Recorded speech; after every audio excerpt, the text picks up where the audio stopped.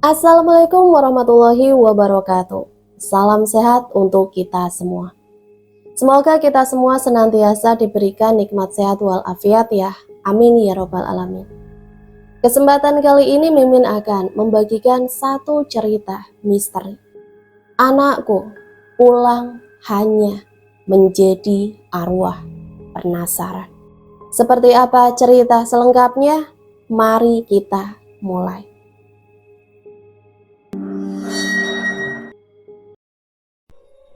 Anakku hanya pulang sebagai arwah penasaran. Bertahun-tahun hidup bersama arwah hanya sebagai mitos yang harus dihargai. Itu terjadi di sebuah pedesaan. Cerita ini turun-temurun dari warga yang mempercayainya. Kisah ini diawali dengan datangnya kembali Maharani. Maharani ini adalah anak tunggal dari ibu yang bernama Siti dan ayahnya bernama Mas Said. Maharani ini tidak ada kabar sama sekali. Maharani pergi tanpa meninggalkan satu patah kata pun. Warga sudah mencari di berbagai pelosok, tapi sayang, Maharani tidak ketemu. Pintu rumah Bu Siti diketuk dari luar. Ketika itu Bu Siti keluar, terlihatlah seorang wanita yang berdiri dengan pakaian kotor dan lusuh. Ya, itu adalah Maharani. "Maharani, anakku!" ucap Ibu Siti sambil berteriak. "Pak, anak kita pulang, Pak!" ucap ibunya senang. "Maharani, anakku sayang, kamu kemana saja, nak?" ucap Pak Mas Said. Maharani hanya terdiam. Dia berkata, "Aku hanya bekerja." Mereka langsung memeluk Maharani. Tanpa pikir panjang, mereka langsung membawa masuk Maharani ke dalam rumah. Di dalam rumah itu ada adik Maharani bernama Suci dan suami Maharani bernama Buwono. Suaminya ini selalu menunggu Maharani pulang. Dia tak menyangka Maharani akan meninggalkannya. Maharani sebelum pergi, dia menuliskan surat untuk suaminya yang berisi, "Aku akan bekerja, Mas, tolong ceraikan aku." Bagi disambar petir, Buwono langsung lesu. Buwono adalah pekerja bangunan. Mungkin saja Maharani minder dan malu bila mempunyai suami seperti Buwono. Bagi diberi kejutan, Maharani datang dan ada di depan mereka semua. Sayang, ucap Buwono kaget. "Lihat, Maharani sudah pulang," ucap Pak Mas Said. Semua tak percaya. Bahkan saat Maharani pulang, Buwono hanya berkata, "Bukannya kamu sudah..." "Sudah apa, Mas? Mati." Buwono hanya menggelengkan kepala, pertanda dia tidak percaya. Suci adiknya pun sangat tidak percaya bahwa kakaknya itu akan pulang. "Mbak pulang?" Maharani hanya diam, tak membalas adiknya itu. Ibu bapak mereka mempersilahkan Maharani untuk makan. "Ayo sayang, dimakan." "Tidak, Bu, saya sudah kenyang." "Coba jelaskan, kamu kemana saja, nak? Kami semua rindu." Saat bicara seperti itu, tiba-tiba Buwono membuang ludah. "Cuy, kau pulang hanya untuk memperlihatkan kekayaanmu setelah bekerja kan, Maharani?" ucap Buwono marah. Semua terdiam. Suci, adiknya Maharani pun hanya menatap kosong. Dia tak percaya sang kakak pulang. Tapi di sisi lain, Suci tidak suka kepada kakaknya ini. Banyak ngawur, bawel, dan juga sering mencari perhatian orang tua mereka. "Maharani, yuk ganti baju dulu sayang." Maharani hanya mengangguk. Tiba-tiba saja Buwono menatap Maharani. Matanya keluar, mengerikan. Bibirnya sobek sampai pipi. Buwono terperanjat dari kursi. Semua memandangi Buwono. "Kenapa kamu, Nok?" ucap Bapak Mas Said. Tidak, Pak," ucap Buwono gugup. Buwono mungkin sedang melamun hingga melihat Maharani seperti itu.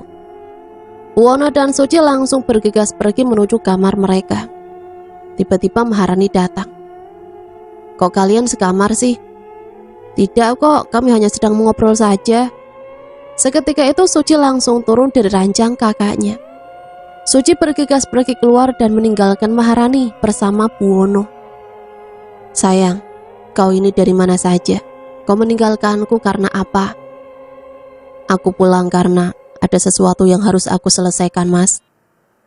Maksudmu kau ingin bercerai dariku? Bukan. Lantas apa? Maharani hanya terdiam. Mereka pun hanya terdiam dan tak terasa mereka tertidur lelap. Pagi hari pun tiba. Seperti biasa, Mbah Bungkuk datang untuk menyetorkan hasil panennya kepada Bapak Mas Said. Pak Mas Said ini adalah bandar sayur-sayuran di desa itu. Seketika itu Mbah Bungkuk melihat Maharani dan berkata, "Kamu harus pulang, jangan di sini," ucap Mbah Bungkuk. Orang tua mereka hanya tertawa. Maharani itu baru saja pulang, Mbah, masa harus pergi lagi? Mbah Bungkuk tidak menjawab, dia langsung pergi dan berpamitan pulang. Hujan akhir-akhir ini sangat deras dan tidak kunjung berhenti. Kok hujan gak berhenti-berhenti sih, Bu? Sudah dari kemarin hujan terus, ucap Pak Mas Said. Iya Pak, kita susah untuk ketemu orang bahwa Maharani sudah pulang. Ibu dan Bapak Maharani pergi menggunakan payung menuju pasar. Saat tiba di pasar, warga keheranan. Bu, kenapa pakai payung? Emangnya hujan? Bu Siti hanya bilang, ya hujan dari kemarin loh. Warga semua tertawa menganggap bahwa Bu Siti ini gangguan jiwa. Dari kemarin juga cuacanya cerah, Bu. Bu Siti dan Mas Said hanya terdiam. Mereka semua mungkin sedang mengerjainya. Siang hari pun tiba. Di rumah Suci dan Buwono sedang bermesraan. Mas, aku cemburu loh melihat kamu sama Mbak Rani. Dia berkelayutan mesra di pangkuan Buwono. Tenanglah, ini hanya sebentar kok. Mereka berjumpa mesra tanpa mereka sadari Maharani berdiri di depan mereka. Sedang apa kalian? Mbak masuk lewat mana? Tidak usah banyak omong, manusia sialan. Seketika itu Maharani langsung menampar adiknya itu. Sayang, bisa aku jelaskan. Dan kau bajingan, kau tak tahu malu. Seketika tubuh mereka berdua dihempaskan ke dinding. Rambut mereka dijambak oleh Maharani. Wajah mereka digaru-garukan ke tembok. Dan wajah mereka berdua hancur berantakan. Rasakan pembalasanku. Tiba-tiba Suci terbangun dari tidurnya. Itu hanyalah sebuah mimpi. Nafas Suci tidak beraturan. Dia berkomat-kamit membacakan mantra agar selamat dari mara bahaya. Syukurlah aku hanya mimpi.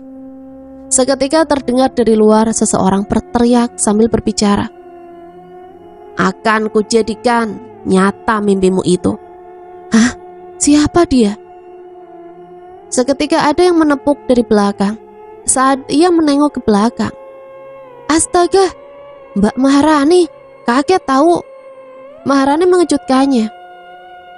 Aku sudah berbicara padamu bahwa aku bukanlah kakakmu, ya Suci. Mbak bilang apa?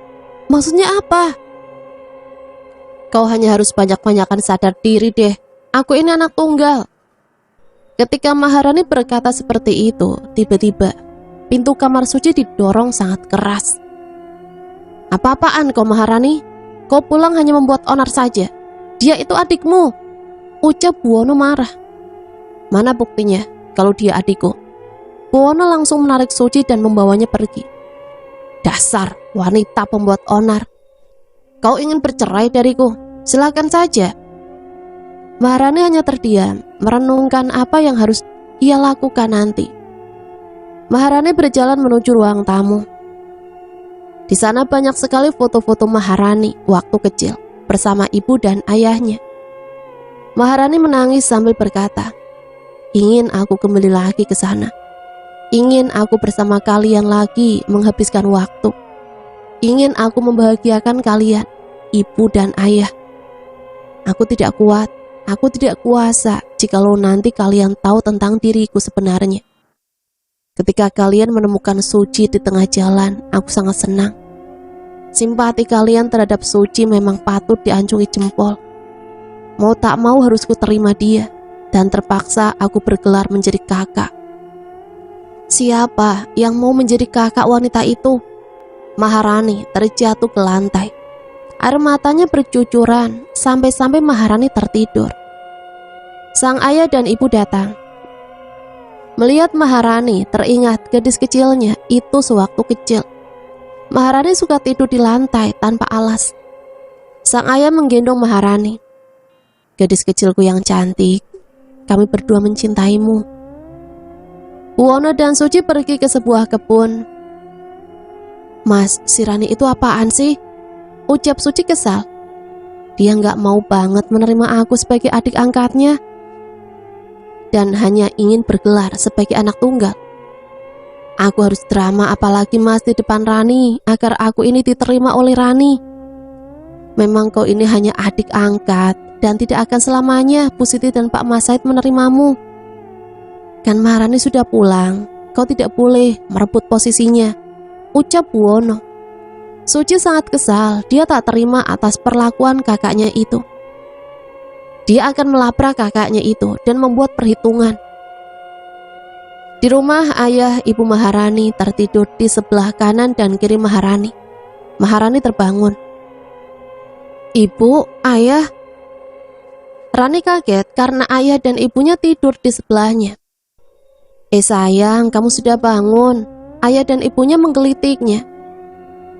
Aku itu sudah besar bu, bukan anak kecil lagi. Suci dan Buwono langsung bergegas mendobrak pintu kamar Maharani. Dasar kau wanita sialan, kau tahu diri. Wanita. Seketika tanpa sadar Bu Siti dan Pak Mas Said ada di sana. Suci menghentikan perkataannya. Bicara apa kau? Sangat lantang, ucap Pak Mas Said. Tidak ya, maksudku bukan pada Mbak Maharani. Kau tidak tahu dirimu siapa. Kau harus sopan kepada Maharani, dia anakku, ucap Bu Siti. Seketika Suci terdiam dan pergi. Dia sangat kesal. Si Maharani ngapain pulang sih? Kalau gini kapan aku bisa dapat warisan atau hartanya Pak Mas Said? Tiba-tiba Maharani datang menampar Suci. Bicara apa kau ini? Kau ingin mendapat warisan dari ayah ibuku? Kau itu siapa? Mbak, bukan begitu maksudnya mbak. Tiba-tiba Suci dicekik oleh Maharani. Dia mencengkram juga tangan Suci, sangat kuat cengkramannya. Wanita sepertimu tidak pantas hidup. Tolong. Suci dihempaskan ke dinding kamarnya itu. Seketika Suci tidak sadarkan diri dan Maharani langsung keluar dari kamarnya. Tiba-tiba Buwono datang. Maharani, kau di mana? Buwono melihat Suci, dia lagi tidur.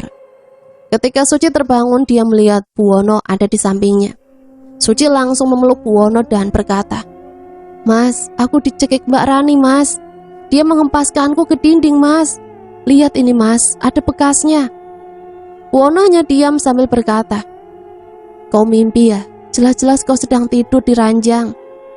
Suci langsung mengecek semua tubuhnya. Benar saja, dia tidak apa-apa. Beneran mas, Mbak Rani itu sangat jahat. Aku melihat Mbak Rani berjalan menembus dinding. Kau itu ngelantur ya, mana mungkin Rani kayak setan. Buwono hanya tertawa. Buwono langsung pergi lagi untuk bekerja. Suci langsung bergegas ke dapur untuk makan. Ketika dia ingin pergi ke dapur, tiba-tiba, Mbak Rani makan daging mentah. Suci melihat Maharani memakan daging mentah. Seketika Suci mundur ke belakang dan Mbak Maharani tertawa melengking sangat mengerikan. Suci langsung berlari dan bertabrakan dengan seseorang. Saat dia melihat Maharani yang sudah pulang dari pasar. Kau kenapa Suci? Bukannya Mbak. Seketika Suci melihat Maharani dan dia melihat bahwa Maharani itu tiba-tiba wajahnya sangat mengerikan. Mulutnya menganga lebar, wajahnya gosong, sangat mengerikan. Tiba-tiba saat Suci ingin berlari, tangannya ditarik oleh Maharani. Mau kemana kamu? Tiba-tiba Maharani tersenyum dengan bibir sobeknya itu. Seketika Maharani menjambak rambut Suci dan melemparkannya ke ruang bawah tanah. Seketika Suci tidak sadarkan diri. Ketika Suci bangun, terlihat di sana ada sang kakak Maharani. Dia sedang mengasah pisau. "Mbak, ampun mbak." Maharani terus saja mengasah pisau. "Mbak, tolong jangan bunuh aku mbak." "Siapa yang akan membunuhmu? Kepedean banget sih. Aku mau potong-potong ikan nih dari ibu," ucap Maharani. Maharani sangat aneh. Dia bisa baik, tapi kadang-kadang jahat juga. "Apa aku bermimpi?" ucap Suci kesal. "Suci, ngapain kamu tidur di ruang bawah tanah?" ucap Bu Siti. "Hah? Aku tidur, Bu. Jelas-jelas aku." Seketika Maharani sangat berisik memotong-motong ikan itu. Suci langsung melihat Maharani. "Mbak, berisik. Mbak, kapan kau jadi adikku?" Sudah, ayo masak Maharani. Dan kamu Suci, beresin ya rumah ini." "Kok aku, Bu?" "Lantas siapa?" "Mbak Maharani lah yang paling besar." "Kedudukanmu di keluarga ini apa?" "Sok ngatur-ngatur," ucap Bu Siti. Akhir-akhir ini, sejak kedatangan Maharani, Pak Mas Said dan Bu Siti jadi berubah. Suci bergegas pergi dengan raut wajah yang kesal. Dia pergi ke kamar diikuti Maharani. "Suci, aku mau bicara sebentar." "Apa mbak?" "Kau yakin dengan perkataanmu tadi yang ingin kuasai harta benda orang tuaku?" "Ya enggak lah mbak." "Terus?" "Aku mau tanya deh sama mbak. Mbak kenapa selalu jahat padaku?" "Aku tahu kau punya skandal kan dengan suamiku." Tidak mbak," ucap Suci gugup. "Tapi mengapa kau sangat dekat dengan suamiku?" "Sejak kepergian mbak, aku dan Mas Buwono memang dekat. Bukan karena apa-apa mbak, justru menghilangkan rindu di hatiku pada mbak." "Apa aku harus percaya?" "Ya tergantung mbak." "Oke, kita lihat nanti, jangan salahkan aku." Suci hanya membuang nafas panjang ketika Maharani berbicara seperti itu. Sore pun tiba. Di kamar Maharani dan Buwono sedang berbincang. "Mas, kau ada hubungan apa dengan Suci?"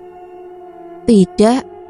"Jujur saja mas, kau pergi meninggalkanku karena kau ingin bekerja dan ingin diceraikan olehku kan?"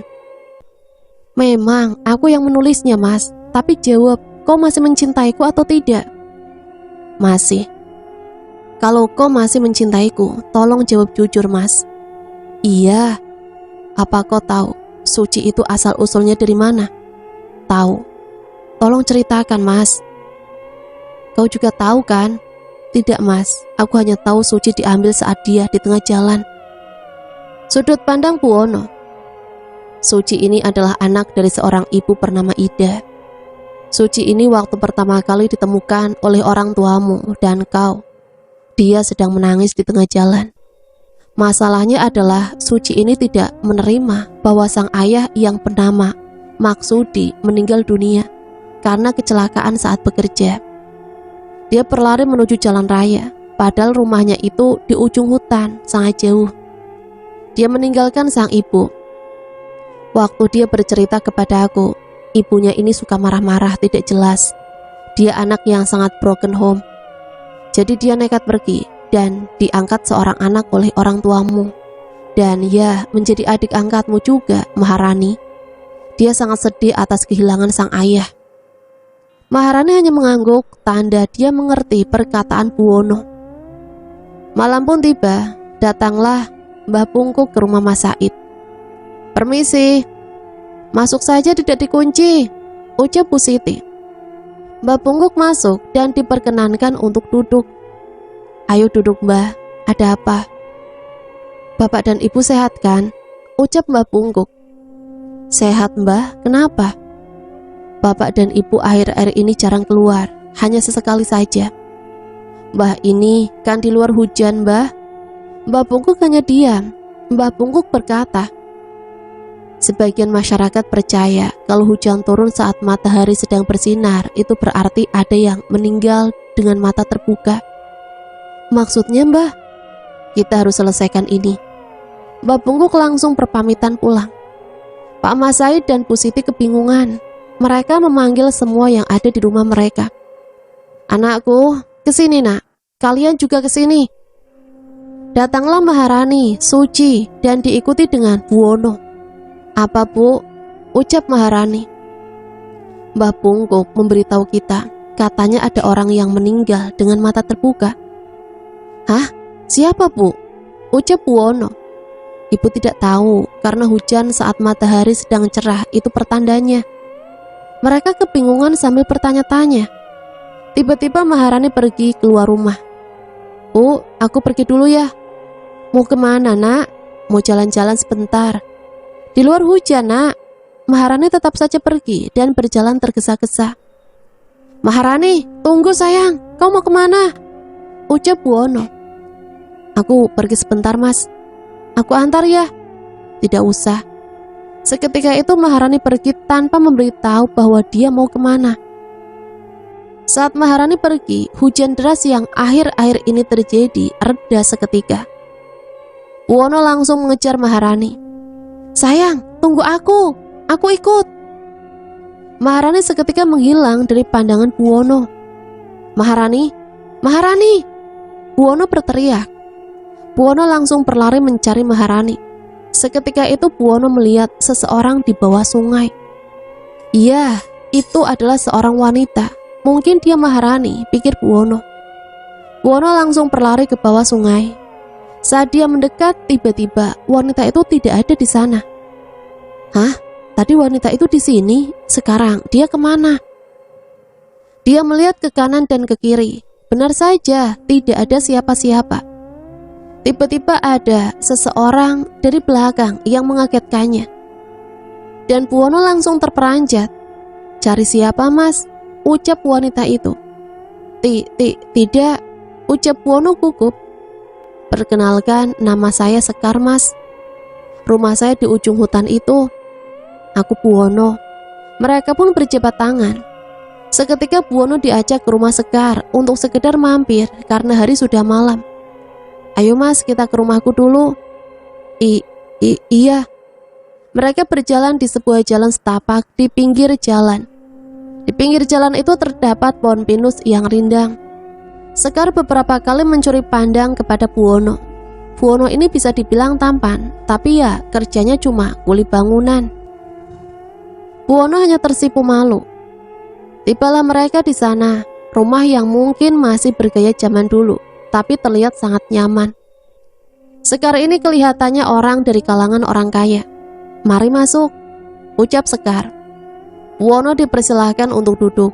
Mereka berbincang sambil meminum jamuan teh hangat dari Sekar. Kamu tinggal di sini? Iya, aku tinggal di sini. Sendirian? Kemana orang tuamu? Orang tuaku sudah meninggal mas. Kau anak tunggal? Aku mempunyai adik perempuan, tapi aku tidak tahu dia di mana. Siapa namanya? Dia.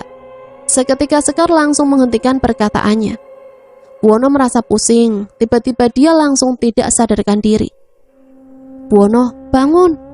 Buwono, ucap Sekar. Tiba-tiba Sekar langsung membawanya ke kamarnya untuk beristirahat. Aku harus membiarkannya tidur di sini dulu, aku takut dia kenapa-napa. Pagi pun tiba, Pak Mas Said, Bu Siti dan Suci sangat mengkhawatirkan Buwono dan Maharani. Pagi ini sangat cerah sekali, biasanya hujan sangat deras. Pak, ibu nggak bisa tidur, dari kemarin mereka kemana ya? Sudahlah bu, Maharani kan bersama suaminya. Tiba-tiba datanglah Buwono dengan Sekar. Mereka mengetuk rumah Pak Mas Said. Ketika membuka pintu, betapa kagetnya Suci ketika melihat Sekar. Kakak? Buwono yang kebingungan langsung bertanya pada Suci. Kau mengenalnya? Iya, dia kakak kandungku, Sekar.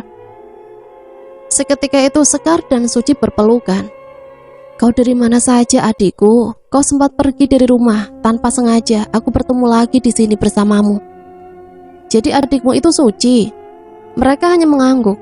Buwono langsung mempersilahkan Sekar untuk masuk.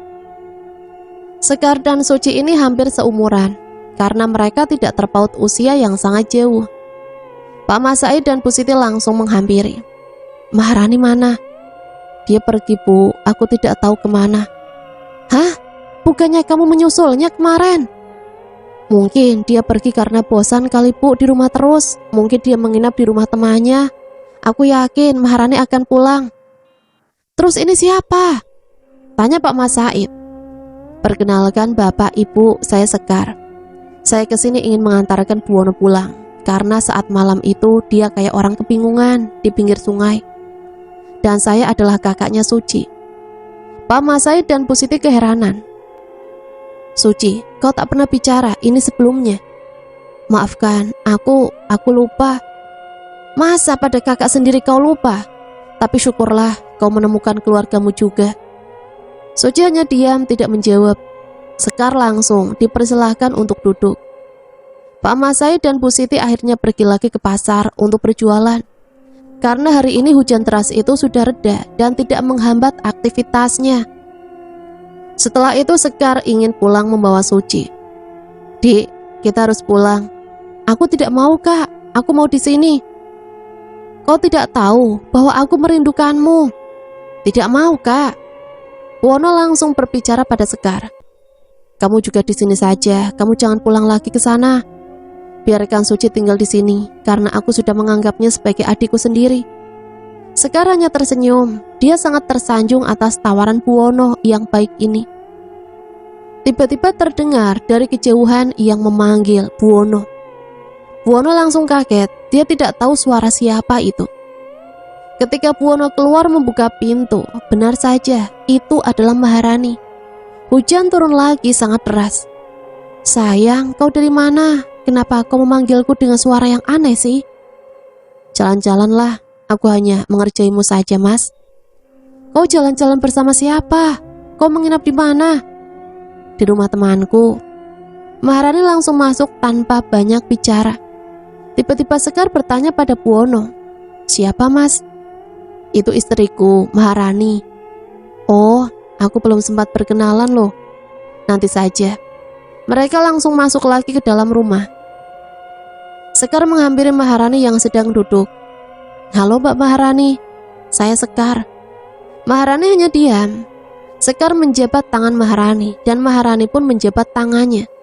Tiba-tiba, au, sakit Mbak. Maharani menggenggam erat tangan Sekar dengan kasar. Maharani menatap tajam Sekar dengan wajah yang sangat datar. Sekar langsung melepaskan jabatan tangan itu dan berlari menuju kamar Suci. Suci, buka! Seketika Suci langsung membukakan pintu kamarnya. Kenapa, Kak? Tangan kakak digenggam oleh istrinya Buwono sampai-sampai membekas seperti ini. Kakak juga mengalaminya. Maksud kamu? Aku juga sering disakiti oleh Mbak Maharani. Aku tidak mengerti, Dek. Dia itu sangat aneh, Kak. Mereka menutup percakapan karena Suci sudah tertidur.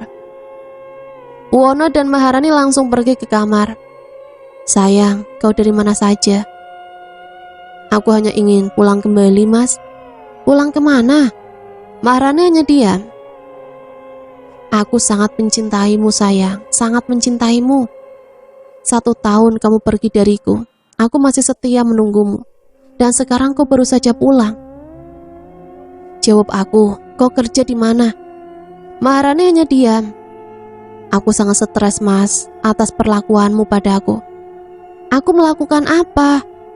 Waktu itu aku lihat kau sedang bermesraan dengan Suci. Sayang, bukan begitu. Aku bisa jelaskan. Apa, Mas? Kurang buktinya? Iya, aku mengakui. Aku sempat dekat dengan Suci, tapi tidak keterlaluan. Suci bilang bahwa dia hanya menganggapku sebagai seorang kakak. Apa Mas percaya? Dia itu adik angkatmu.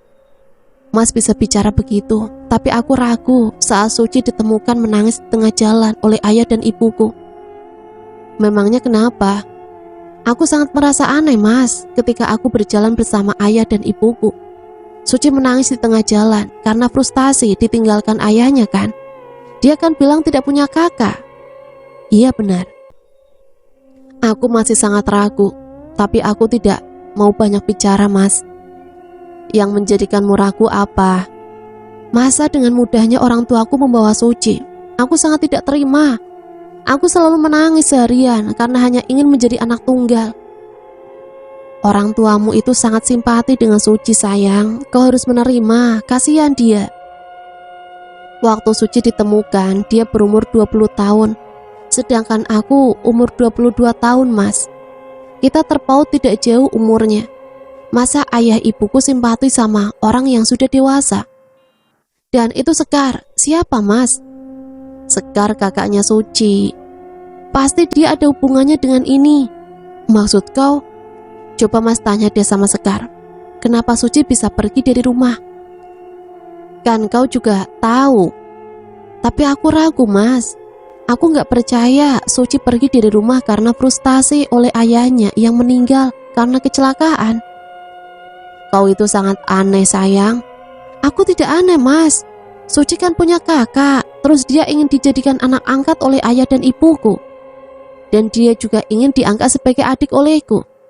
Mas aneh gak sih? Kenapa Suci baru bilang sekarang bahwa Suci adiknya Sekar? Enggak ada yang aneh. Yang penting Suci sudah ketemu dengan keluarganya. Tiba-tiba mereka terdiam ketika suara pintu ada yang membuka. Siapa? Saat Maharani keluar, ternyata bapak ibunya yang baru pulang dari pasar. Ibu, bapak, aku kaget tahu. Sayang, kamu sudah pulang? Sudah bu. Hujan deras turun lagi, jadi ibu kebasahan deh. Hujan yang sangat aneh menurut bapak. Maharani hanya diam. Kamu itu dari mana saja?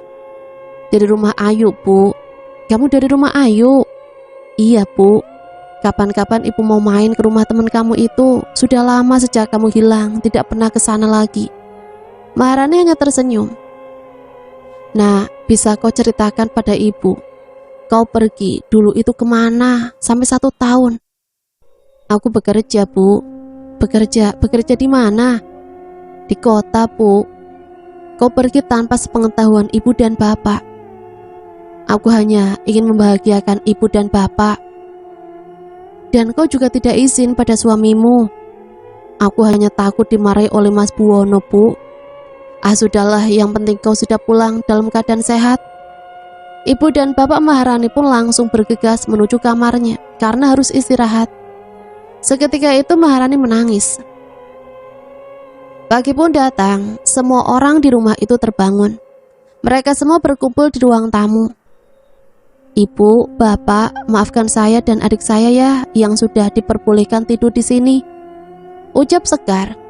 Oh iya nak, nggak apa-apa. Kita senang jadi banyak orang. Ibu dan bapak akan pergi ke kota untuk urusan bisnis. Paman Maharani di sana menawarkan bisnis baru. Mereka hanya terdiam. Maharani menyaut perkataan ibunya itu. Kapan bu? Sekarang. Ibu dan bapak Maharani bersiap untuk pergi ke kota. Mereka semua mengantarkannya sampai depan. Mereka semua saling berpelukan dengan Maharani. Ibu dan bapak Maharani hanya tersenyum melihat putrinya itu. Ibu hati-hati ya. Bapak juga. Ibu dan bapaknya langsung memeluk Maharani kembali. Enggan melepaskan pelukannya itu. Seperti pelukan isyarat. Mereka berangkat menuju kota dengan kendaraan umum. Setelah mereka berangkat, Sekar dan Suci pergi ke dapur.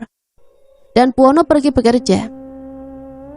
Maharani kayak kuntilanak ya, ucap Sekar sambil tertawa.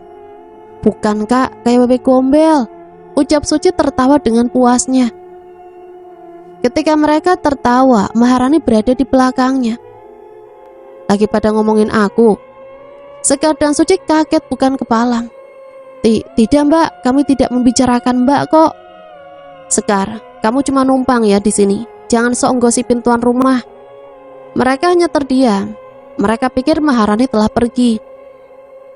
Saat mereka berbicara, dasar rempong, Maharani langsung menjambak kedua wanita itu. Au, sakit mbak, ucap Suci. Apa kau bilang barusan, wanita sialan?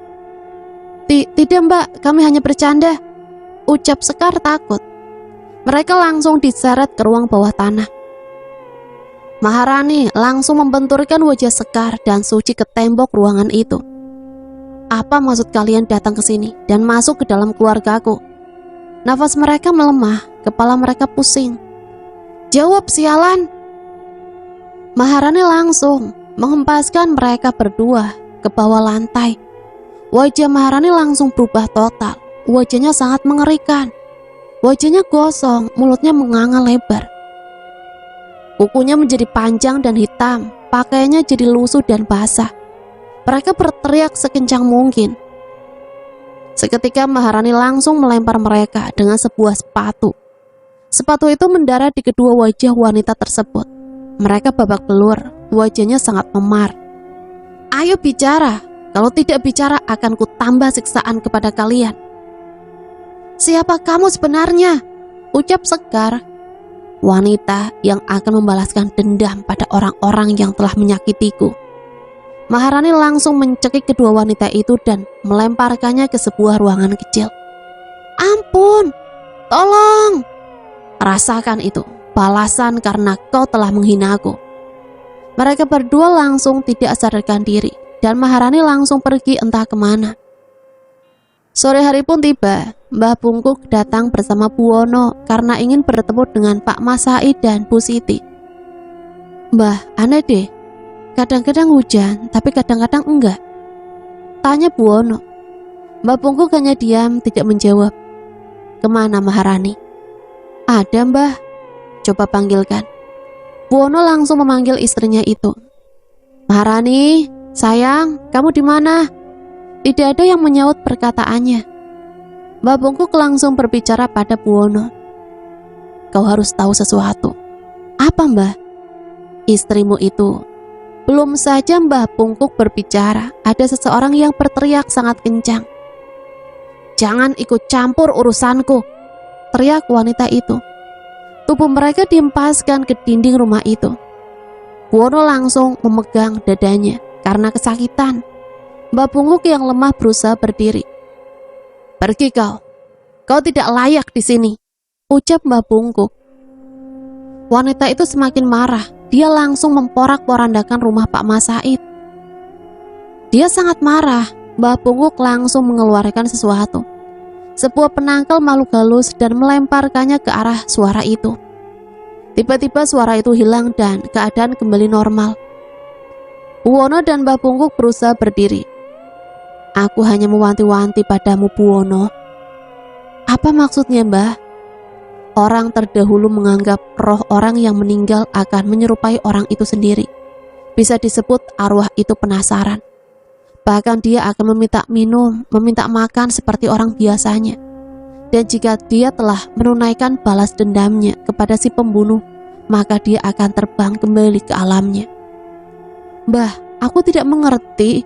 Gimana sih, Mbah? Kau harus selesaikan ini. Ambillah kalung ini, pakailah jikalau kau ingin tahu yang sebenarnya. Dan aku titip beberapa kalung lagi untuk Pak Mas Said, Bu Siti dan yang lain, ucap Mbah Pungkuk. Mbah Pungkuk langsung pergi tergesa-gesa dan meninggalkan Buwono sendiri. Pagi pun tiba, Sekar dan Suci tidak terlihat dari kemarin. Sekar dan Suci kemana ya? Gak tahu, Mas. Buwono tanpa sengaja memakai kalung dari Mbah Pungkuk. Maharani langsung terjatuh, tersungkur dan mundur dari hadapan Buwono. Kenapa, sayang? Buwono langsung membantu Maharani berdiri. Jangan mendekatiku, Mas. Aku mohon. Maharani langsung pergi ke kamarnya dan Buwono pun menyusul dengan melepas kalung itu. Sayang, tunggu aku. Belum sempat Buwono masuk ke kamar, datanglah Mbah Pungkuk, Bu Siti dan Pak Mas Said. Loh, kok bisa bebarengan begini, Pak, Bu? Saat kami berjalan pulang, Ibu disuruh Mbah Pungkuk untuk cepat-cepat pulang. Benar, kita harus selesaikan ini, ucap Mbah Pungkuk. Mereka langsung masuk ke dalam ruang tamu. Ibu, Bapak, Buwono, maaf, saya bukannya ingin mengganggu, tapi kalian harus tahu. Apa, Mbah? Ucap Pak Mas Said. Tolong tutup mata kalian. Akan kubukakan mata batin kalian.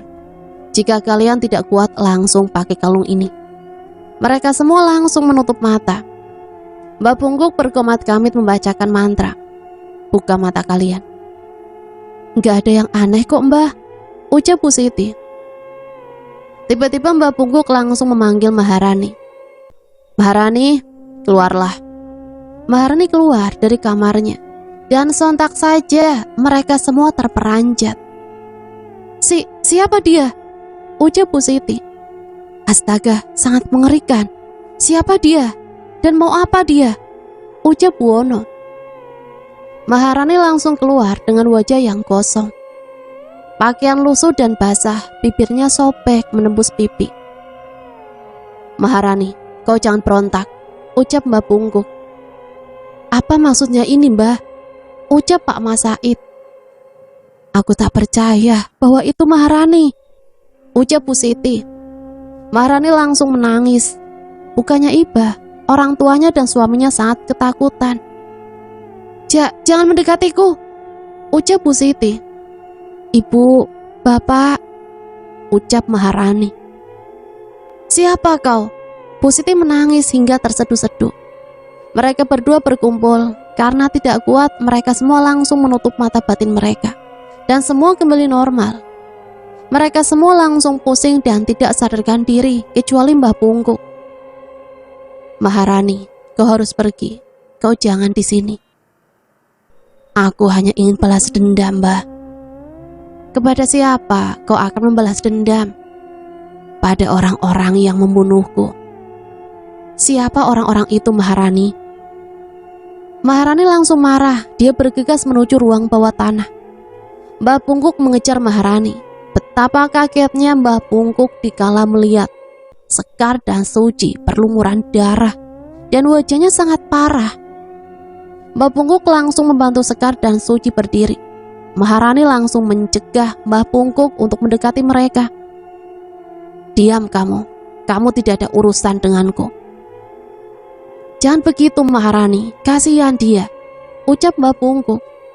Maharani langsung menyeret Sekar dan Suci ke ruang tamu. Mereka semua dikumpulkan di sana. Bangun semua, bangun, ucap Maharani. Sakit. Ada apa ini mbak?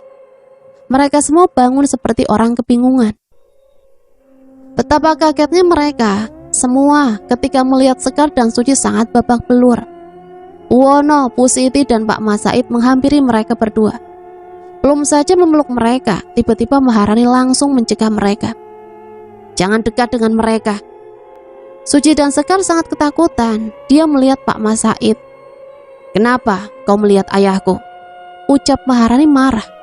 Ayah, tolong ayah akui yang sebenarnya, ucap Suci. Mereka semua langsung menatap tajam Pak Mas Said. Ada apa ini bapak? Ucap Bu Siti. Pak Mas Said hanya diam. Maharani langsung sangatlah marah dan bertanya pada Sekar dan Suci. Apa tujuanmu masuk dalam keluargaku? Mereka hanya terdiam dan menangis. Jawab! Maharani langsung menjambak rambut mereka berdua. Bu Wono langsung meminta Maharani untuk berhenti. Jangan sakiti mereka sayang, kasihan. Bu Wono langsung ditampar oleh Maharani. Kamu jangan macam-macam mas, dan kamu juga jangan ikut campur urusanku. Sang ibu hanya terdiam dan menangis. Dia tak percaya dengan semua yang ada di hadapannya ini. Mbak Pungkuk langsung membantu Maharani mengungkap kejadian ini. Ayo Pak Mas Said, bicaralah, ucap Mbak Pungkuk. Pak Mas Said hanya menunduk. Tiba-tiba Pak Mas Said meneteskan air mata. Waktu itu 2 tahun yang lalu aku bertemu dengan Sari, ibu dari Suci dan Sekar. Sari adalah langganan setiaku saat aku berjualan di pasar. Saat itu hujan sangat deras. Aku menyuruh istriku untuk pulang terlebih dahulu karena aku akan menutup daganganku dan aku akan pulang agak telat. Sari ini adalah seorang janda beranak 2. Suaminya sudah meninggal saat anak-anaknya masih kecil. Tak sengaja saat aku dalam perjalanan pulang, Sari datang dan menawariku untuk mampir dulu ke rumahnya karena hujan sangat deras. Di antara ragu dan takut, akhirnya terpaksa aku menepi ke rumahnya dan berteduh sebentar, pikirku. Sari mempersilahkan aku duduk dan aku disambut oleh Suci dan Sekar. Aku diberi secangkir kopi hangat dan aku meminumnya. Aku sangat merasakan mual dan pusing saat meminum kopi itu. Aku langsung tidak sadarkan diri. Saat aku terbangun, aku sudah tidak memakai bajuku. Di sampingku juga sudah ada Sari menutupi badannya dengan selimut. Aku terperanjat dan bangun. Aku langsung memakai bajuku. Aku tidak merasa bahwa aku berbuat seperti itu kepada Sari. Sari menangis sambil berkata, "Kamu jahat, Mas. Aku bersumpah, aku tidak melakukan itu." Tiba-tiba warga datang ke rumah Sari. Mereka mendobrak pintu kamar Sari. Mereka memukuliku. Suci dan Sekar yang membuat laporan terhadap warga tentang ini. Sekar dan Suci menangis melihat ibunya seperti itu. "Kamu, lelaki tak tahu diri, berani-beraninya kau berbuat seperti itu terhadap Sari," ucap para warga. "Aku tidak melakukan itu. Tidak, aku sudah mempunyai istri dan anak." Warga semakin marah pada aku dan menuntut aku mengakuinya. Sari hanya diam. Apa yang sebenarnya mereka lakukan? Terpaksa dengan tuntutan warga, aku harus menikah siri dengan Sari. Aku sangat bingung, pikiranku campur aduk. Malam itu juga aku dinikahkan. Aku sangat menyesal telah mengiyakan tawaran Sari. Apa yang harus aku lakukan? Sekar dan Suci memandangku. Dia mendekatiku. "Ayah." Hati ini langsung merasa iba ketika mereka berbicara begitu. Aku sangat merasakan apa yang mereka rasakan. Apa aku ini mimpi? Aku langsung memukul-mukul kepalaku, berharap ini sebuah mimpi. Pagi itu aku berpamitan pulang. Aku sangat terpukul atas tuduhan ini. Aku akan pulang dulu. Aku tak tahu kapan kesini lagi. "Kamu tega pada diriku, Mas. Kamu sudah menikahiku tadi malam." "Aku tidak bisa. Aku juga istrimu, Mas." Sari menangis. Sekar dan Suci pun menangis melihatku pergi. "Ayah, jangan pergi. Aku harus tega kepada mereka. Aku tidak tahu apa yang harus aku lakukan nanti." Aku berpura-pura ingin mengadopsi Suci waktu dia menangis di tengah jalan.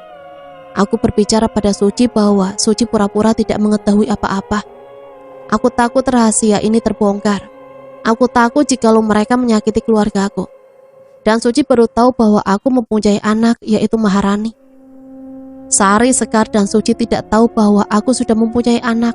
Mereka hanya tahu bahwa aku ini sudah mempunyai istri. Aku menyembunyikan ini karena aku sangat mencintaimu, istriku. Aku tidak tahu bagaimana mereka tahu tentang keluargaku, dan mereka berhasil masuk dalam lingkup keluargaku. Bu Siti memandang wajah Pak Mas Said. "Apakah benar itu, Bapak?" Pak Mas Said langsung berlutut di hadapan Bu Siti. "Maafkan Bapak, Bu, maafkan Bapak." Maharani langsung menangis sejadi-jadinya. Mereka semua menangis, momen haru yang sangat menyakitkan. Aku pergi bekerja karena bukan hanya satu tuntutan ekonomi, tapi aku ingin membahagiakan orang tuaku. Aku yang sudah menikah pun harus bekerja. "Karena kamu, Mas, karena kamu," ucap Maharani. Wono tertunduk dan langsung menangis. "Ketika aku akan pergi bekerja, aku tahu kamu bersekandal dengan Suci." "Dari mana kamu tahu?" ucap Suci. "Bagaimanapun perselingkuhan tidak bisa dibenarkan," ucap Maharani. Semua tertunduk dan sangat menyesali semua ini. Rahasia itu pun terjawab sudah. Bu Siti langsung berkata, "Bapak tidak hanya menyakiti hati ibu, tapi hati Maharani juga, Pak. Dan aku tak menyangka, Bu Wono, kau setega itu. Ibu sangat kecewa sama Bapak dan kalian semua." Bu Siti langsung memeluk Maharani. "Maafkan ibu sayang, maafkan ibu." Maharani langsung membalas pelukan ibunya. "Aku sangat sayang sama ibu. Bu, maafkan aku ya kalau punya banyak salah. Kalau aku gak bisa kasih ibu cucu, selalu merepotkan ibu." Mereka berdua berpelukan sangat erat. "Ibu janji akan bersamamu selamanya, sayang." Semua orang di sana menundukkan kepala. Mereka sangat menyesal. Saat Bu Siti memejamkan mata dan meresapi pelukan Maharani yang begitu hangat, tiba-tiba saja Maharani langsung menghilang dari pelukannya. Semua orang keheranan. Maharani, Maharani. Mbah, mana Maharani? Mbah Pungkuk hanya menundukkan kepala. Mbah, jawab Mbah. Mereka semua langsung mencari keberadaan Maharani. Tiba-tiba suara pintu diketuk. Mereka semua berlari ke arah pintu. Saat membukakan pintu, Pak RT itu berbicara sesuatu. Ada mayat, Pak, Bu. Mereka semua berlari mengikuti Pak RT. Setelah sampai mereka di sebuah sungai, betapa kagetnya mereka. Itu dia mayatnya, ucap para warga.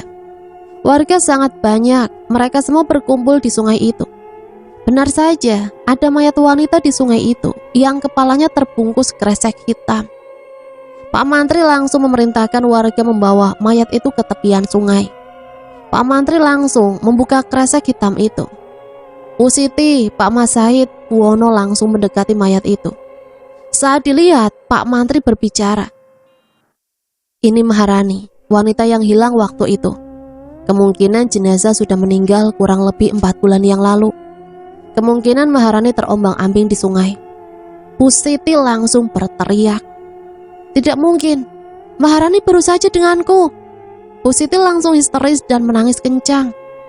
Saat Bu Wono melihat pun, benar, itu adalah Maharani. Bu Wono langsung memeluk jenazah istrinya itu. Warga juga menemukan sebuah tas milik Maharani di pinggir sungai.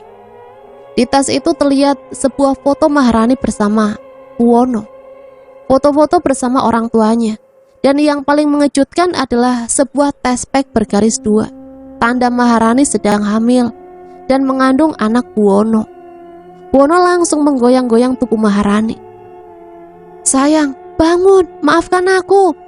Bu Wono menangis histeris.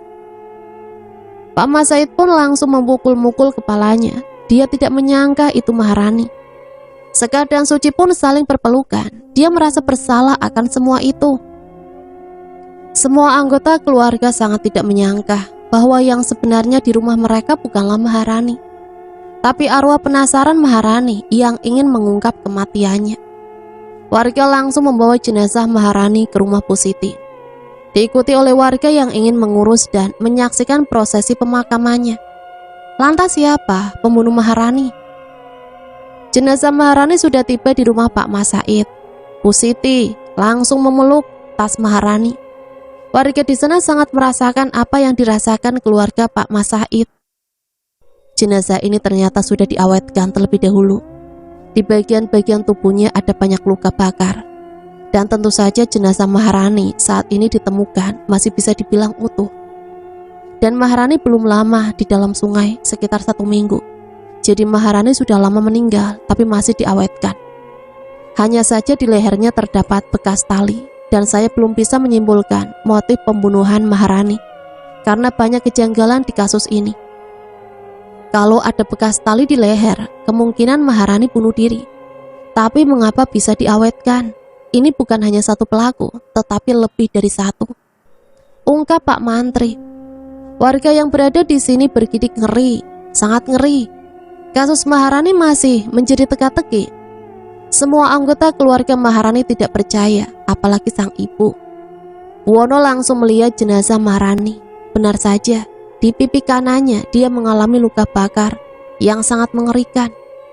Dan saat jenazah Maharani akan dimandikan, banyak sekali bekas luka bakar. Bu Siti yang menyaksikannya langsung tidak sadarkan diri. Wono sangat terpukul atas kejadian ini. Dia mengelus-elus perut Maharani, membayangkan calon bayinya itu yang akan menjadi penerusnya.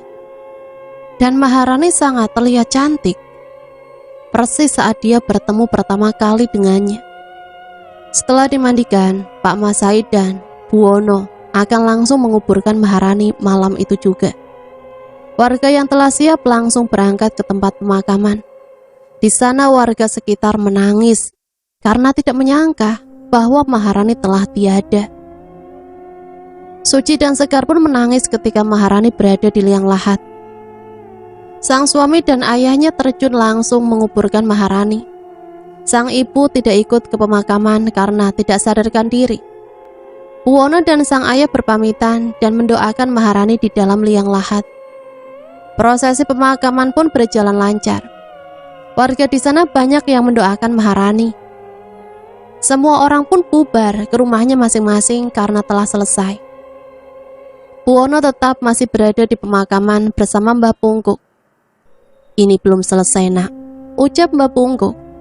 Buwono hanya tertunduk. Dia tidak bisa membayangkan hidup tanpa istri tercintanya itu. Ini akan menjadi sebuah misteri, kematian Maharani. Tidak ada yang tahu. Ucap Mbah Pungkuk langsung menepuk pundak Buwono dan langsung mengajaknya pulang. Buwono dan Mbah Pungkuk langsung bergegas pulang. Di rumah Pak Said, Buwono, Bu Siti, Pak Said dan yang lainnya masih dalam keadaan berkabung. Bu Siti langsung masuk ke kamar Maharani. Dia terus-terusan menangisi kepergian Maharani. Tiba-tiba terdengar suara memanggil dirinya.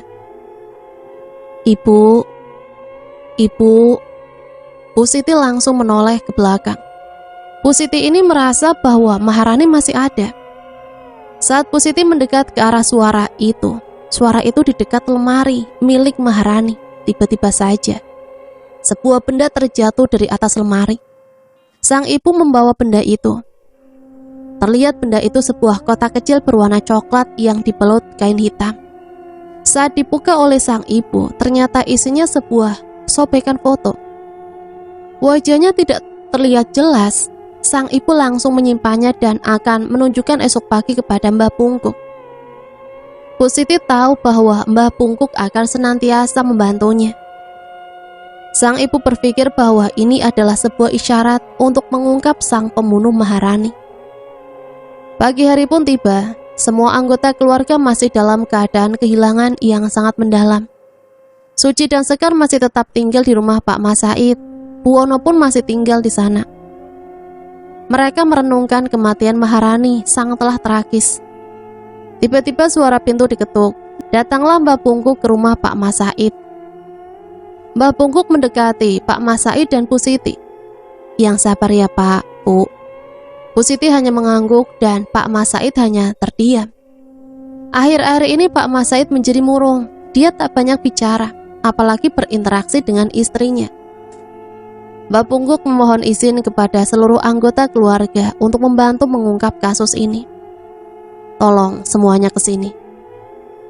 Suci, Sekar, Buwono, Pak Mas Said dan Bu Siti mendekati Mbah Pungkuk. "Kita harus selesaikan ini. Kalian harus bantu saya. Kasihan Maharani belum tenang. Kalian memang tidak akan diganggu secara fisik, tapi kalian akan diganggu secara mental." Mereka semua saling menatap. Mereka kebingungan atas apa yang dibicarakan Mbah Pungkuk. "Ayo kita menuju kamar Maharani." Mereka semua masuk ke dalam kamar Maharani. Mereka disuruh Mbah Pungkuk untuk duduk bersila. "Kita akan memanggil arwah Maharani kembali, tapi dia tidak akan datang menampakkan diri, hanya sebuah isyarat saja. Tolong ambilkan lilin dan tutup semua jendela. Jangan biarkan ada celah cahaya masuk di kamar ini." Sekar langsung menutup semua jendela kamar Maharani dan kembali duduk. "Tangan kalian harus saling berpegangan. Jikalau ada salah satu dari kalian yang terlepas, berarti kalian ada hubungannya dengan Maharani." Mbah Pungkuk langsung mengeluarkan seutas tali panjang. Dia menyimpannya di dekat lilin. Mbah Pungkuk berkomat-kamit membacakan mantra. "Maharani, Maharani, tolong jikalau kau mendengarkanku, tolong kasih aku sebuah isyarat." Masih tidak ada respon dari Maharani. "Maharani," ucap Mbah Pungkuk kedua kalinya. Tiba-tiba sebuah gelas pajangan pecah ke lantai. Tanda Maharani memberi Mbah Pungkuk respon. Mereka semua sangat ketakutan. Mereka saling berpegangan tangan. "Maharani, tubuhmu sudah kami temukan, tapi tidak dengan pembunuh dirimu." Keadaan masih hening, tidak ada satupun benda atau bunyi yang terdengar. "Maharani, tolong berikan aku siapa. Maharani, tolong beritahu aku siapa yang kau curigai." Kembali, gelas pajangan jatuh 2 kali. Tanda yang dicurigai Maharani adalah 2 orang. "Apa ada lagi Maharani?"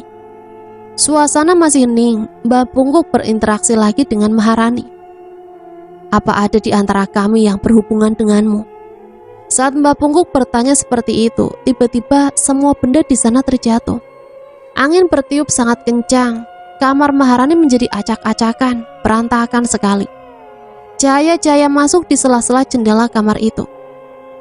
Angin memadamkan lilin yang ada di hadapan Mbah Pungkuk. Mbah Pungkuk berusaha menyalakan lagi lilin itu. "Mbah, ada apa ini? Kenapa, Mbah?" ucap Bu Siti. "Kita harus nyalakan lilin ini kembali. Kalau tidak, Maharani tidak akan tenang di alamnya dan kembali lagi ke dunia kita. Tapi tidak menyiksa secara fisik, tapi secara mental." Di tengah keributan itu, Buwono langsung berusaha menutup lagi semua jendela agar semua cahaya dan angin tidak masuk ke kamar Maharani. "Ayo semua bantu aku." Mereka semua bergegas, membagi tugas, menutup semua celah, menutup semua jendela, dan berusaha menyalakan lilin kembali. Semua terduduk kembali dan mempererat genggaman tangan mereka. Suasana masih saja berantakan. "Apa kataku tadi? Kalian tidak boleh melepaskan genggaman kalian. Kita sudah terlambat. Maharani sudah berada di luar kendali kita." Semua yang berada di sana terdiam. "Ini gara-gara kamu, Buwono. Coba saja kamu tidak beranjak dari kita," ucap Sekar. "Sudah diam. Ini sudah terjadi. Kita harus menghadapi ini. Kalian harus tetap waspada. Apapun yang kalian dengar, yang kalian lihat, kalian harus tetap ingat kata-kataku." Mbah Pungkuk menyudahi rangkaian interaksi memanggil Maharani, karena Maharani sudah masuk lagi ke dalam dunia manusia. Hanya kecerobohan mereka. Mereka semua langsung keluar dari kamar Maharani. Mbah Pungkuk langsung berpamitan pulang. Mbah Pungkuk masih sempat membuat penangkal, yaitu sebuah jimat yang disimpannya di pintu depan rumah Pak Mas Said. "Saya pulang dulu. Saya akan tetap membantu kalian." "Terima kasih ya, Mbah," ucap Bu Siti. Mbah Pungkuk pun pulang dan suasana rumah Pak Mas Said kembali sepi. Malam hari pun tiba. Mereka semua beristirahat. Sekar ingin pergi ke kamar mandi. Dia melewati dapur rumah itu. Terlihat ada Suci di sana. Dia sedang memakan sesuatu. "Suci?" Suci sama sekali tidak menoleh. Saat Sekar akan mendekati Suci, Suci makin lahap memakan sesuatu di dalam panci. Saat Sekar akan mendekati Suci, Sekar sangatlah kaget. Suci memakan daging mentah. Dia menghabiskan potongan ayam dalam waktu sekian detik saja. "Suci, Suci, sadar!" Suci menoleh dengan bibir berlumuran darah. Dia tersenyum pada Sekar. Lidahnya itu menjulur keluar. Lidahnya itu sangat panjang, mengerikan. Lidah Suci langsung menyentuh pipi Sekar. Sontak Sekar pun berlari. Saat dia berlari, seketika dia bertabrakan dengan seseorang, dan ternyata dia adalah Suci. Kakak kenapa?" Itu tadi," ucap Sekar gugup. Saat ia lihat Suci baru saja keluar dari kamar. Terus tadi yang dia lihat itu siapa? Sekar sekarang sangat ketakutan. Dia masih ingat perkataan Mbah Pungkuk bahwa Maharani akan menyiksa mereka dengan mental. "Apa aku mimpi?" ucap Sekar. Maharani memang tidak ada di sini, tapi teror-terornya masih ada di rumah ini. Sekar langsung mengajak Suci untuk masuk ke dalam kamar. Dia memerintahkan adiknya itu untuk cepat-cepat tidur, dan mereka pun tertidur sangat pulas. Pintu kamar Maharani diketuk. Buwono yang telah tertidur langsung terperanjat. "Siapa?" "Suci, Mas." "Oh, masuk saja." Suci masuk. Dia berdalih sangat takut sejak kepergian Maharani. "Mas, aku takut tidur dengan kakak Sekar." "Tidak bisa begitu. Aku ini hanya kakak sambungmu, Suci." Suci terus-terusan memaksa Buwono untuk tidur bersamanya. "Ayolah, Mas." "Tidak." Saat Suci mendekati Buwono, tiba-tiba bayangan Suci di hadapan cermin tidak ada. Buwono langsung mengedip-edipkan matanya. Apa dia salah lihat? Benar saja, Suci tengah berada di belakangnya, tapi tidak ada di pantulan cermin miliknya. Saat dia menengok ke belakang, Suci tidak bertingkah aneh ataupun macam-macam. Saat dia berhadapan dengan Suci, Suci langsung mendorong Buwono ke tepian ranjang. Suci memaksa Buwono untuk melakukan hal yang tidak baik. Buwono memang memiliki nafsu. Dia tidak bisa menahan diri. Dia dan Suci terlibat skandal yang sangat menjijikan. Di ruangan itu tidak ada lagi suara, tapi hanya terdengar suara tertawa pelan. Buwono tidak menyadari bahwa suara itu bukan suara Suci. Buwono sudah lupa diri dengan kenikmatan yang membuatnya tidak ingat apa-apa. Pagi pun tiba, semua orang beraktivitas seperti biasanya, tapi tidak dengan Buwono. "Buwono!" teriak Bu Siti. Buwono langsung terperanjat dari ranjangnya. "Ngapain kamu tidak pakai baju?" Maaf Bu, kemarin dan juga tadi pagi aku di sini bersama Suci Bu." "Kamu itu jangan ngayal. Suci semalam itu tidur di kamarnya kok, dan tadi pagi sudah ke pasar." Bagi disambar petir, Buwono langsung memakai bajunya itu. Bu Siti menatap tajam Buwono. Buwono tidak mengingat bahwa dia semalam tidur dengan siapa. Buwono langsung memukuli kepalanya. Dia cepat bergegas ke kamar mandi. "Apa aku bermimpi? Jelas-jelas tadi aku bersama Suci," ucap Buwono heran. Saat sedang di kamar mandi, Buwono mendengar suara Pak Mas Said dari belakang rumah. Buwono langsung menghampiri Pak Mas Said. "Bapak, lagi apa Pak?" Pak Mas Said tanya dia. Pak Mas Said malah berlari ke tepian sungai. "Pak, tunggu Pak." Buwono dengan cepat berlari mengejar Pak Mas Said. Pak Mas Said semakin cepat berlari. "Pak, Bapak." Tiba-tiba Buwono jatuh dan tanpa ia sadari, dia masuk ke sungai itu. Tolong aku." Buwono berada di tengah-tengah sungai. Dia tidak menyadari kapan dirinya masuk ke tengah-tengah sungai itu. "Sial banget, kenapa aku ada di sini?" Tiba-tiba Buwono menginjak sesuatu, pecahan kaca di kakinya. Buwono secepat mungkin berenang ke tepian sungai. Dengan berjalan sangat pincang, dia berusaha berjalan menuju rumahnya. "Buwono!" teriak Sekar. Sekar berada di jalan raya. Dia sedang berdiri di tengah jalan. Tiba-tiba saja sebuah mobil menghampiri Sekar. "Awas Sekar!" Buwono langsung menghampiri Sekar. Buwono tertabrak mobil itu dan seketika dia langsung tidak sadarkan diri. Dia ditemukan warga sedang tergeletak di jalan. Untung saja tidak luka yang parah di tubuh Buwono. "Ayo kita bawa pulang Buwono ke rumah Pak Mas Said. Ini kakinya sobek," ucap warga. Warga langsung membawa Buwono ke rumah Pak Mas Said. Buwono langsung tersadar. Dia merasa sangat pusing. "Di mana aku?" Bu Siti langsung menghampirinya. Dia mengelus-elus kepala Buwono. "Syukurlah kamu tidak apa-apa Buwono." "Sekar mana Bu? Dia tidak apa-apa." Semua yang ada di sana terheran-heran. "Sekar kan masih di pasar Buwono." Buwono sangat kebingungan. Tadi dia lihat Sekar dan Pak Mas Said. "Kalau Bapak di mana Bu?" "Ya Bapak mulai berjualan lagi lah di pasar." Sekarang Buwono seperti orang gila. Dia terus-terusan mendapat hal-hal yang tidak masuk akal. Suara ketukan pintu terdengar. Pasti itu adalah Mbah Pungkuk. Benar saja, yang datang adalah Mbah Pungkuk. Bu Siti langsung mempersilahkan Mbah Pungkuk masuk. "Aku mendapat kabar bahwa Buwono tertabrak mobil." "Memang benar, lihat saja Mbah." Mbah Pungkuk mendekati Buwono. "Ini ada pecahan kaca yang telah merobohkan telapak kakimu. Aku tahu ini sebuah isyarat bahwa kau telah melukai hati seseorang." Buwono pun hanya terdiam dan menjawab, "Siapa yang aku lukai Mbah?" "Melukai hati seseorang? Seperti itu rasanya Buwono. Kau sudah merobek-robek hati seseorang." Buwono hanya diam. Dia kebingungan. Dia tidak tahu apa yang harus dia lakukan. Tiba-tiba saja Sekar, Suci, dan Pak Mas Said datang. Mbah Pungkuk langsung bertanya pada mereka, "Siapa saja yang mendapatkan hal-hal yang menurut kalian sangat janggal?" Semuanya terdiam. Mbah Pungkuk langsung bertanya lagi pada semua orang yang ada di sana. "Ayo jawab." Pak Mas Said, Buwono, Sekar, dan Suci mengangkat tangan. Bukti bahwa mereka selalu diteror Maharani. Mbah Pungkuk menyuruh mereka untuk duduk. "Apa yang kau alami sekarang, Sekar?"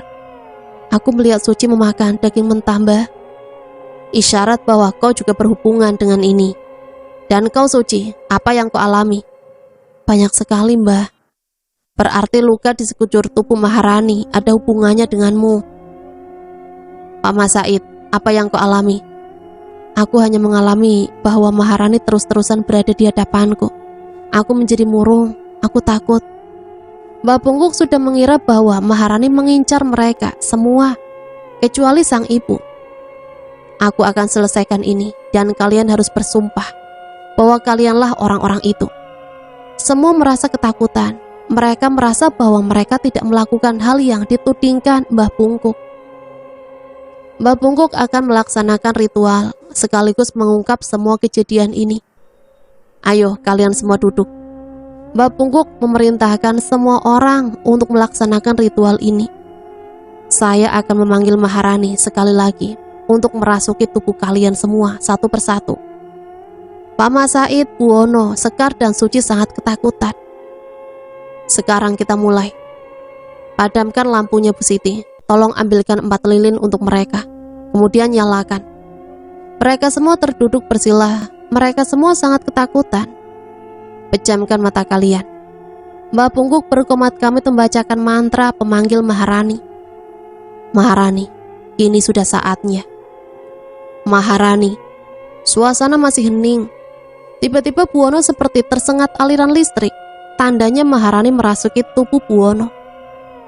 Maharani, ayo ucapkan. Buwono seketika langsung menangis. Itu adalah Maharani yang masuk dalam tubuh suaminya. Aku diselingkuhi oleh suamiku sendiri. Aku bekerja, dia malah bermesraan dengan orang asing yang memasuki keluargaku. Dia tidak merasakan aku sedang hamil. Hatiku hancur, sangat hancur. Tiba-tiba arwah Maharani merasuki Pak Mas Said. Bapak, kamu sangat tega. Kamu sangat jahat. Kamu ingin mencelakai diriku. Apa salahku, Pak? Maharani langsung merasuki lagi tubuh Sekar. Aku juga disakiti oleh Sekar. Dia juga terlibat. Maharani lanjut merasuki lagi tubuh Suci. Dan yang paling parah, Suci dalang dari semua ini. Semua orang di sana tanpa sadar berbicara seperti itu. Itu di luar kendali mereka.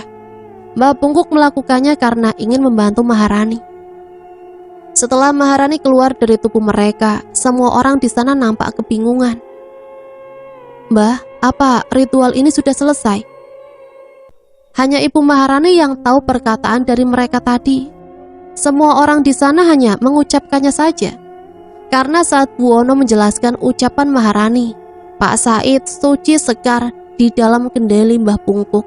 Jadi mereka tidak mendengar kata apapun. Begitupun sebaliknya. Sang ibu langsung menangis. Dia tak sadar bahwa dirinya telah tinggal satu atap dengan penjahat kelas kakap. Sang ibu melamun memikirkan nasib anaknya itu, walaupun dia sudah pergi ke alam baka. Saat sang ibu sedang melamun, arwah Maharani masuk dalam tubuh ibunya. Sang ibu seperti tersengat aliran listrik. Mata Bu Siti langsung berubah menjadi warna putih semua. Semua orang langsung ketakutan dan berusaha mundur. Bu Siti langsung berlari ke arah Buwono. Bu Siti mencekik Buwono dengan sangat keras. Lepaskan, Bu, ucap Buwono. Mbah Pungkuk yang melihat pemandangan itu langsung bergegas memisahkan Bu Siti dari Buwono. Maharani, sudah, kamu jangan begini. Bu Siti menampar Buwono. Bu Siti pun langsung menjambak rambut Suci dan Sekar dan menyeretnya ke kamar Maharani. Sakit, Bu, ucap Sekar dan Suci. Mbah Pungkuk berusaha memisahkan mereka semua. Semua berlindung. Maharani sudah tidak bisa dikendalikan. Mereka semua berlarian menyelamatkan diri. Mbah Pungkuk dengan sengaja mengunci semua pintu rumah Pak Mas Said. Awas sialan, ucap Pak Mas Said pada Mbah Pungkuk. Mbah Pungkuk langsung menarik Pak Mas Said ke kamar Maharani, diikuti dengan Buwono. Dia sudah pasrah. Bu Siti masih kerasukan. Dia terus-terusan menyiksa Sekar dan Suci.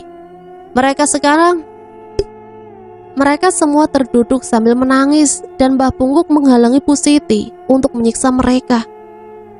Sudah Maharani, sudah. Bu Siti langsung menangis dan Maharani pun mendesak kejujuran mereka.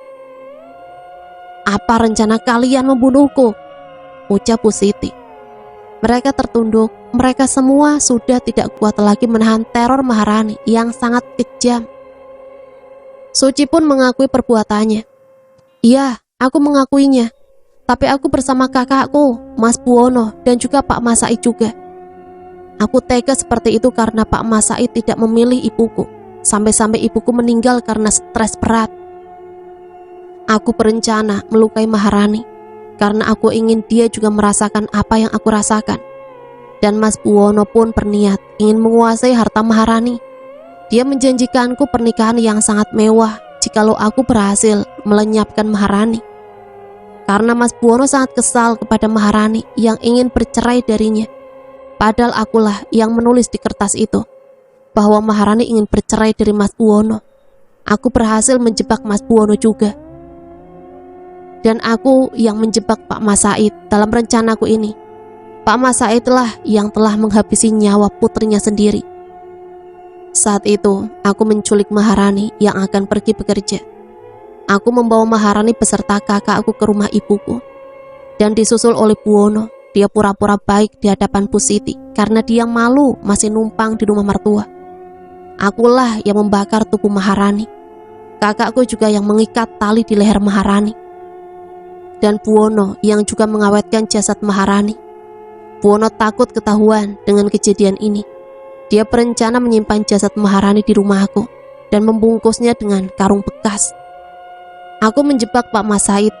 Aku menjebak dia dengan mengatakan bahwa yang di dalam karung bekas itu adalah sari ibuku.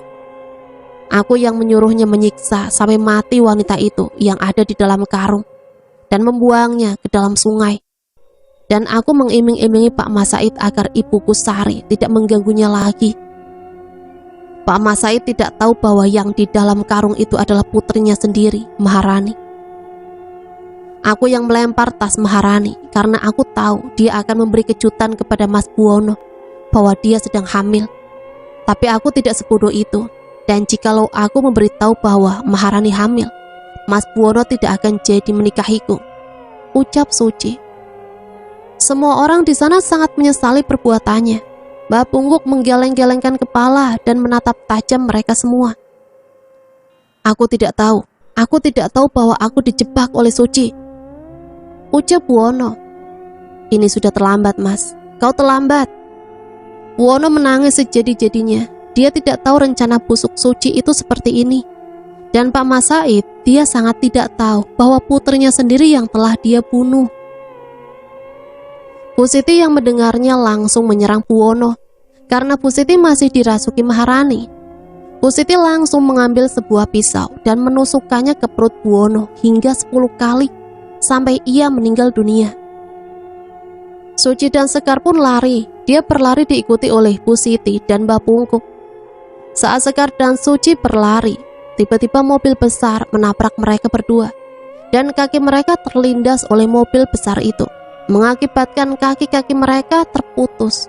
Dan mereka berdua meninggal di tempat kejadian. Bu Siti langsung tidak sadarkan diri. Arwah Maharani langsung keluar saat warga datang menghampiri. Mbak Pungkuk menjelaskan bahwa mereka berdua berlari menuju jalan raya sehingga dia tertabrak oleh mobil besar itu.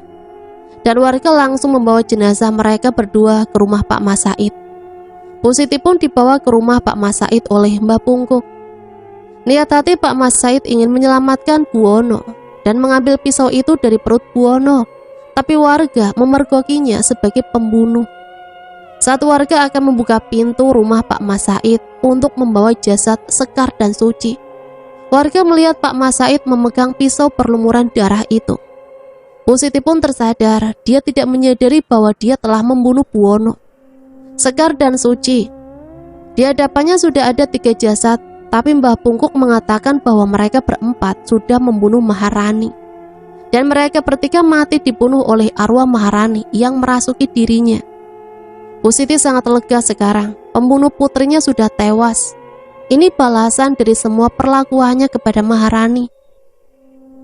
Dan Pak Mas Said sekarang menjadi gila. Dia berlari dikejar oleh warga yang mengira bahwa Pak Mas Said adalah pembunuh Buwono. Warga membawa Pak Mas Said ke dalam hutan. Ia akan dipasung sampai ia meninggal. Dan ketiga jasad itu akan disemayamkan hari itu juga oleh warga. Warga membawanya ke pemakaman. Bu Siti dan Mbah Pungkuk mengikuti. Proses pemakaman telah selesai, warga pun bubar. Sekilas Bu Siti dan Mbah Pungkuk melihat Maharani di depan kuburannya. Dia tersenyum dan melambaikan tangan. Isyarat ucapan terima kasihnya untuk sang ibu dan Mbah Pungkuk. Bu Siti menangis antara kecewa dan bahagia atas apa yang menimpanya. Bu Siti membalas senyumannya dan lambaian tangan Maharani. Hingga akhirnya Maharani hilang bagaikan debu beterbangan.